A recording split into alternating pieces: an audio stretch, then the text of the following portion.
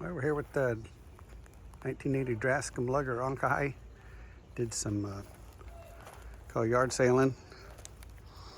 Rig everything here, see what we got, what we don't got, so when we get to the ramp for the real deal, we'll be ready to go. So she's 1980 Drascombe Lugger. Gaff rigged, y'all, has roller furling up front. That's one of the first things we do is get requalled on this furling system. That'll bring your jib in with this little line here when you don't want your jib anymore, and then use your jib sheets back there to bring the sail out. This is the one piece we try to lose every time we rig the boat. This little pin and ring here that hold the jib to the furler. And there is a wire in this luff for those of you thinking of converting. And the little furler drum up at the top. So we carry spare life jackets, we've got cushions, and we have spares.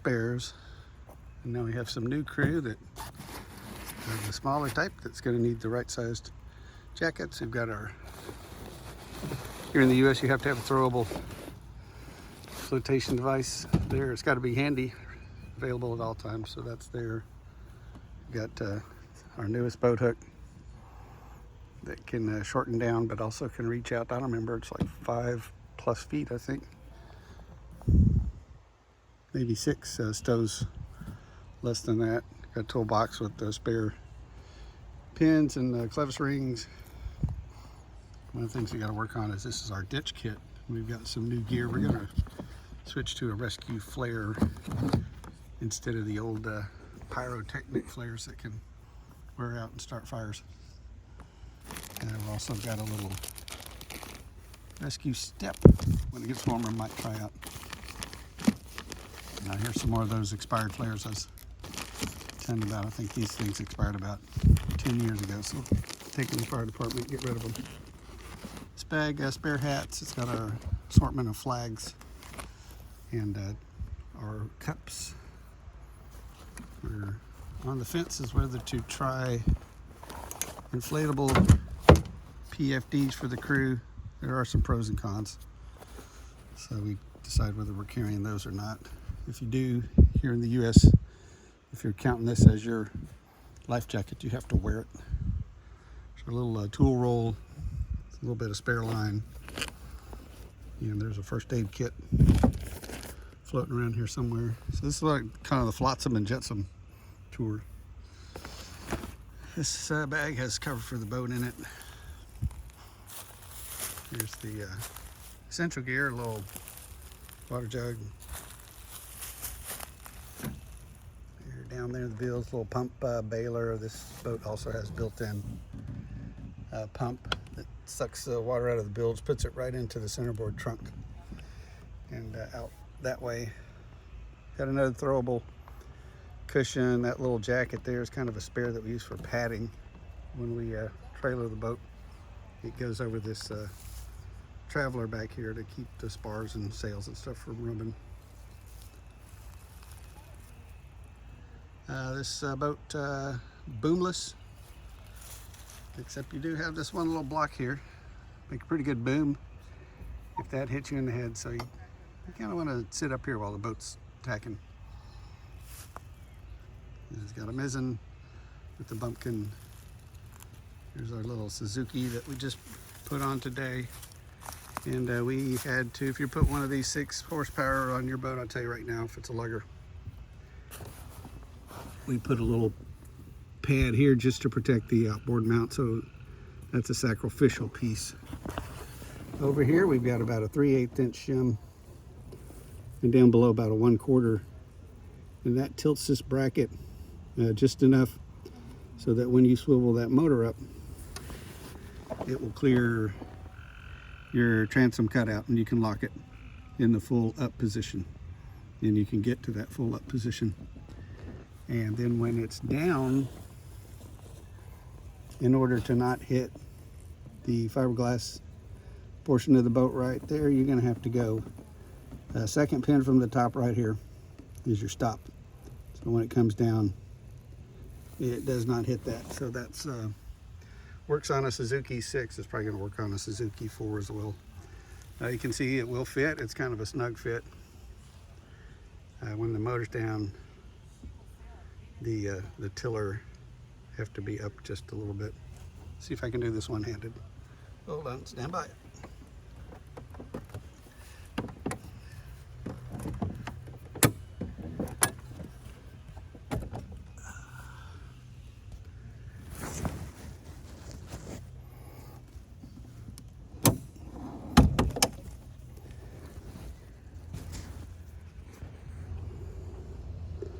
We primarily just use our motor for power. We don't steer a whole lot with it, so you can get your tiller out here, but if you try to go hard to this side, you're gonna have to raise it.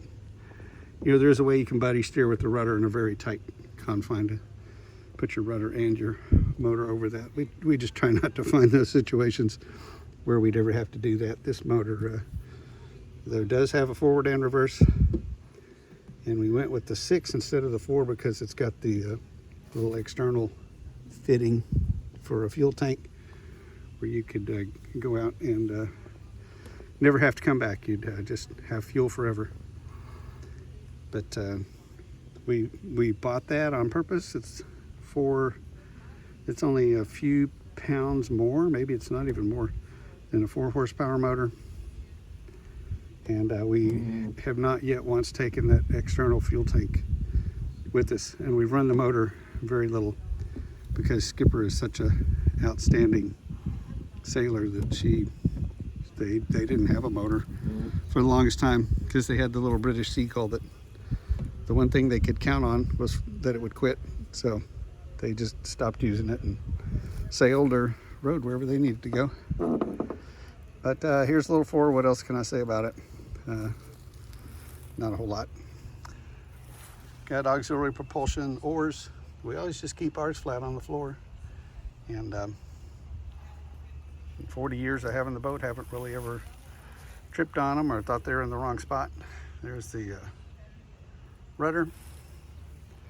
It drops in through this slot, and we do have a little wooden chock we make that we can put the rudder in.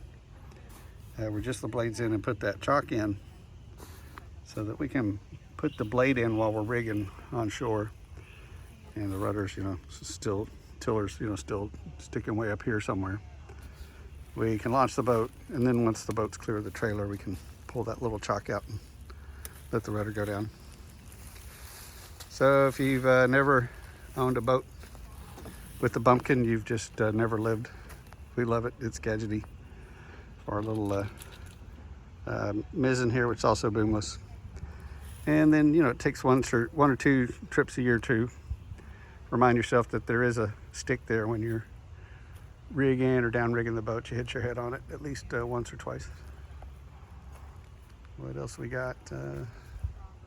Oh, the main is a gunter. This is a gunter yawl, being the lower, I'll call it lower mast, is about, call it the mast, 16 feet.